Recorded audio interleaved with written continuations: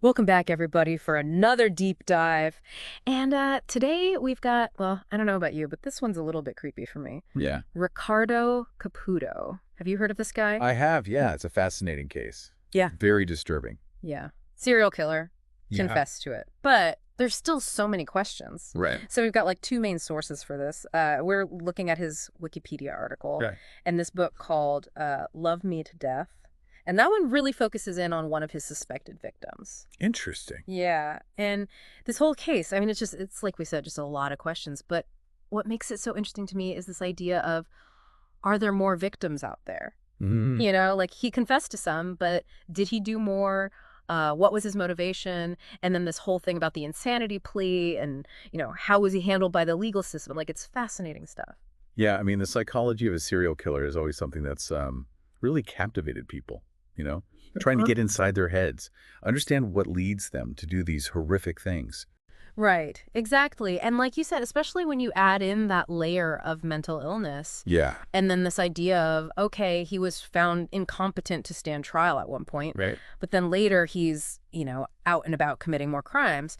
So how do you balance that, right? Like, how do you balance the need for public safety with the rights of somebody who might not be fully in control of their actions? It's such a tricky area, and there's so many ethical considerations. For sure. Okay, so let's just jump right in. Ricardo Caputo. Okay. Born in Argentina in 1949, moved to New York City in 1970. So you would think, okay, fresh start, new country, new life, right? You would hope so. You would hope so. But his past seemed to have followed him. It sounds like it. And I mean, reading up on his early life, it's just heartbreaking. His brother talks about a really, really traumatic childhood filled with abuse. Oh, wow. Yeah. Physical abuse, sexual abuse. And, it's important to say that that doesn't mean everyone who goes through trauma becomes violent. Of course. But in some cases, it can absolutely have a devastating impact on a person's development, their sense of self, their ability to form healthy relationships, to cope with stress. And sometimes, tragically, it can manifest as violence later in life. Right. It's almost like those intense feelings from being abused, the powerlessness, the rage, they get, I don't know, twisted somehow and come out in this really destructive way. That's a good way to put it. It's like a need to regain control, to exert power over others. Mm-hmm. And unfortunately, in some cases, that manifests in really horrific ways. Yeah. Sadly, that seems to be the case with Caputo. Because just a year after he gets to the U.S., in 1971, he's accused of murdering 19-year-old Natalie Brown in Flower Hill, New York. Right. And that's when things start to get complicated legally. Yeah. He's found mentally incompetent to stand trial, so they commit him to a mental institution. But hold on a second. Incompetent to stand trial? Yeah. So, does that mean he doesn't understand what he did? Or It's a tricky thing. Basically, it means that at that time, he was deemed unable to understand the charges against him or to participate in his own defense. So the court decides that he can't be tried in that state. Wow. So it's almost like there's this recognition that there's something wrong, that he's not fully responsible for his actions. Right. But then it raises these questions about how to balance the need to protect the public with the need to care for someone who is clearly struggling. Right. It's a tough one. And then, just to make things even more unsettling, he escapes from the institution in 1974. He does. And unfortunately, that's not the end of the story. Yeah. It seems like that escape was just the beginning of a really dark chapter. Yeah, really dark. I mean, just a few months after the escape, another murder. Yeah. 26-year-old Judith Becker in Yonkers, New York. Okay, so he's on the move now. He is. Yeah. And it doesn't stop there. 1975, 28-year-old Barbara Ann Taylor, murdered in San Francisco. Then in 1977, Laura Gomez in Mexico City. So he's going from state to state, even crossing international borders. So this guy's like a ghost, just drifting around, leaving this trail of violence. Yeah, it's really chilling. And it makes you wonder, was there any connection between these victims? Yeah. Like, did he have a type? Was there a specific way he committed these crimes?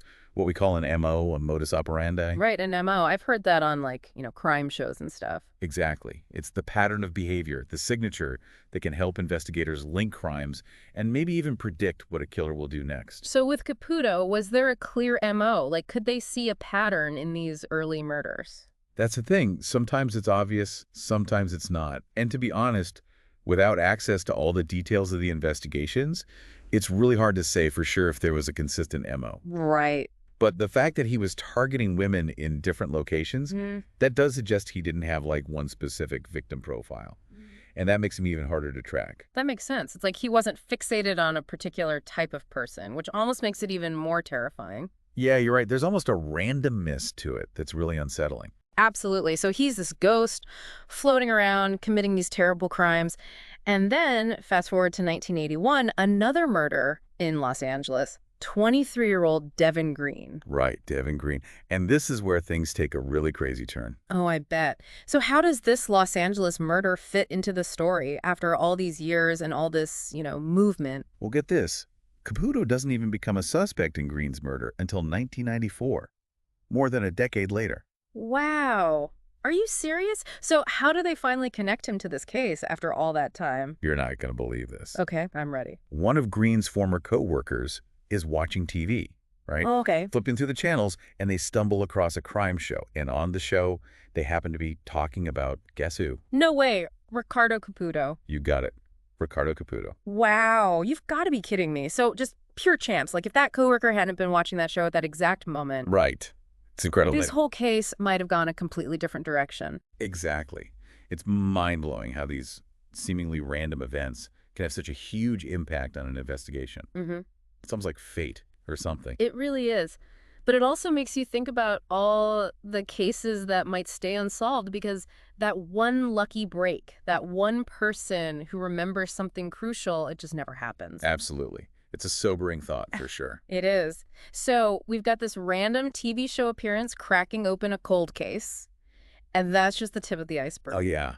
This is just getting started. I can't wait to hear what happens next. This is wild. I mean, come on, right? Like, what are the chances? You're just flipping through channels and boom, there's the guy who might have killed your friend. It's crazy, right? Yeah.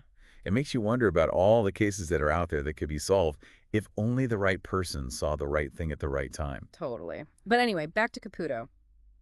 We were talking about this murder in Los Angeles, Devin Green, 1981. Right, Devin Green. And then there's another case that kind of gets tangled up in all of this, right? Yeah, the murder of Jacqueline Bernard in 1980. And this one gets really murky because Caputo was never officially charged with this crime. Okay, so we're dealing with murders, we're dealing with possible murders. Right, suspected but not confirmed. And it's all happening over like a decade and across multiple countries. It's a lot to keep track of. It really is. And it makes you think about the challenges that investigators must have faced trying to piece all of this together with Caputo constantly on the move. Totally. It's like trying to solve a puzzle, but the pieces are scattered all over the place. Exactly. And some of the pieces might even be missing. Like, we have official police records, of course, but then there are eyewitness accounts that might contradict each other. Yeah. And then you have theories from people who knew the victims, like in the book Love Me to Death. Yeah, Love Me to Death focuses on Jacqueline Bernard, right? And Right. it's written by her friend. Yeah, and it really delves into her relationship with Caputo, paints a picture of him that's both charismatic and deeply unsettling. So how do you even begin to separate fact from fiction in a situation like this? Like, how much weight do you give to those personal accounts versus the official police reports and investigations? It's tough. You have to consider the source, of course. What are their biases? What are their motivations for sharing their story? But sometimes those personal accounts can provide valuable insights, especially when you're dealing with a complex personality like Caputo. Right, like they might reveal something about his behavior, his relationships, his state of mind that you wouldn't necessarily get from just reading a police report. Exactly. But Yeah. you always have to approach it with a critical eye, you know, weigh the evidence carefully, Mm. consider all the different perspectives. Makes sense. But man, it's just wild to think about this guy living this double life for years, committing these horrific crimes, but somehow also managing to blend in, to hold down jobs, even to form relationships. Right. It's mind-boggling. And it speaks to a level of compartmentalization that's really hard to grasp. Yeah. Like, imagine the psychological toll of carrying the weight of those secrets, the constant fear of being caught. Right, the paranoia. Yeah. But somehow, he managed to function, to present this facade of normalcy while harboring this incredibly dark side. It's chilling. It's like he was living in two completely different realities. Absolutely. And then, in 1994, after all these years on the run, he decides to turn himself in. Just like that. Wait, what? Just out of the blue. It seems that way. One day, he walks into a police station in New Mexico and confesses to multiple murders. I mean, after all those years of running, of hiding, what could possibly drive someone to do that? It's the million-dollar question. Was it guilt? Remorse? A sudden desire to clear his conscience? Or maybe the pressure of living a lie had finally become too much to bear? Yeah, like maybe he just couldn't keep running anymore. It's possible. But some experts have theorized that for some individuals like Caputo, there's almost a need for recognition, a twisted desire for notoriety, like No. they want to be known for their crimes, to have their story told. Wow, that's a really disturbing thought. Like they want to be infamous. Exactly. And it speaks to the complexity of the human psyche, the dark motivations that can drive someone to do such things. So even in the act of confessing, there's still this mystery, this layer of uncertainty. Exactly. And it makes you question, did he confess to everything? Are there other victims out there that we don't even know about? Right, like how can we be sure we have the full story? We might never know for sure. Yeah. And unfortunately, we'll never have the chance to ask Caputo directly. He died in 1997 from a heart attack while serving his sentence at Attica State Prison in New York. Wow, so young. Yeah, only 48 years old. Yeah. And that leaves us with so many unanswered questions, this sense of incomplete justice, especially for the families of the victims. I can't even imagine what they must have gone through. All those years of not knowing, of wondering, and then finally getting some answers, but also realizing that there will always be this void, this lack of closure. It's heartbreaking. And it highlights the limitations of our legal system, our ability to truly understand and address the complexities of cases like this. Right, like even when a perpetrator is caught and punished, there's still this lingering sense of unease, this feeling that we might never fully grasp the depths of their motivations, the true extent of their crimes. Yeah, it's a reminder that sometimes, even with a confession, the search for justice can feel incomplete. Totally. And it makes you wonder, how do we prevent tragedies like this from happening again? How do we better understand and address the factors that contribute to such violence? That's the big question, isn't it? And I think it's a question that we, as a society, need to keep asking. Absolutely.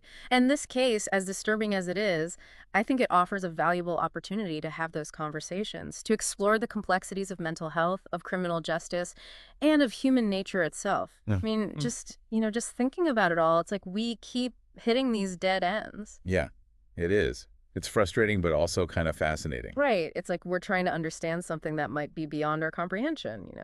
And that's something I always find myself coming back to with these kinds of cases. The limits of what we can actually know. Like we can gather evidence, we can analyze behavior, but ultimately there's always going to be this element of mystery when it comes to the human mind. Totally. And I think that's especially true when you're dealing with mental illness, like we've been talking about with Caputo. Yeah, absolutely. And this whole thing about the insanity plea. Right. Like, I get it, but I also kind of struggle with it.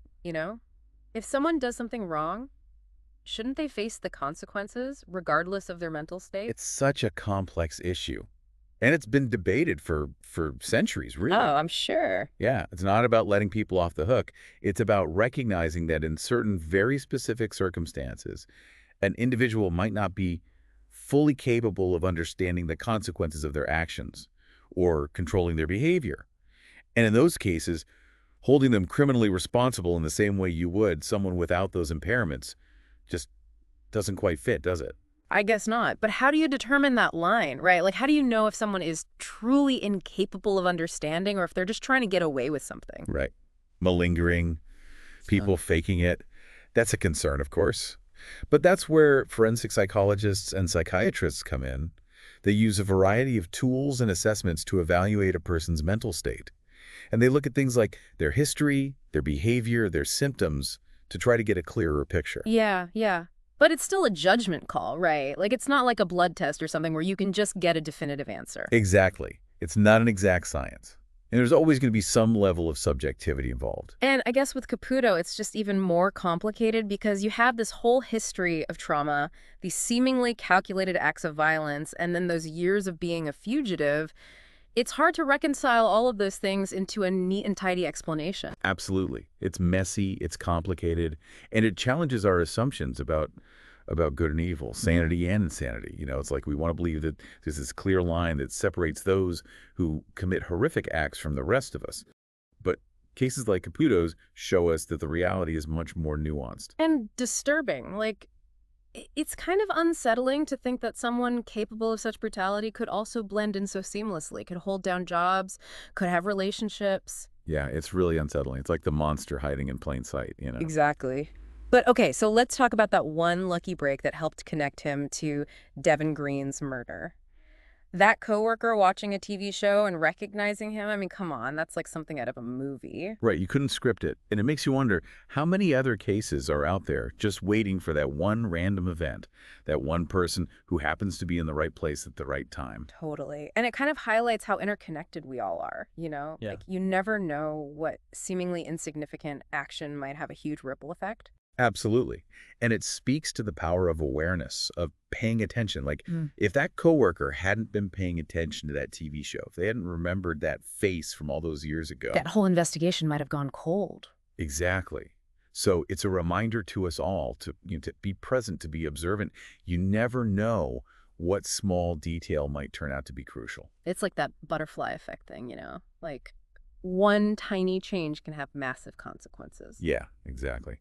And in this case, that one small change ultimately led to Caputo's capture and, in some ways, to a bit more justice for the victims and their families. Well, as much justice as there can be in a situation like this. Because even though he confessed, there are still so many unanswered questions. Right. We might never know the full extent of his crimes or his motivations. And sadly, the victims will never get to confront him, to get answers for themselves.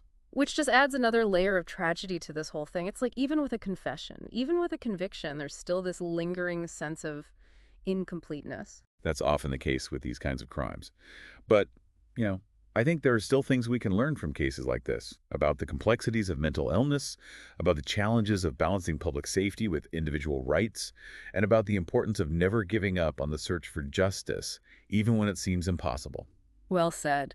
Well, that's Ricardo Caputo, a confessed serial killer, but so much more than that. A case that's full of twists and turns, and one that, frankly, leaves us with more questions than answers. Yeah.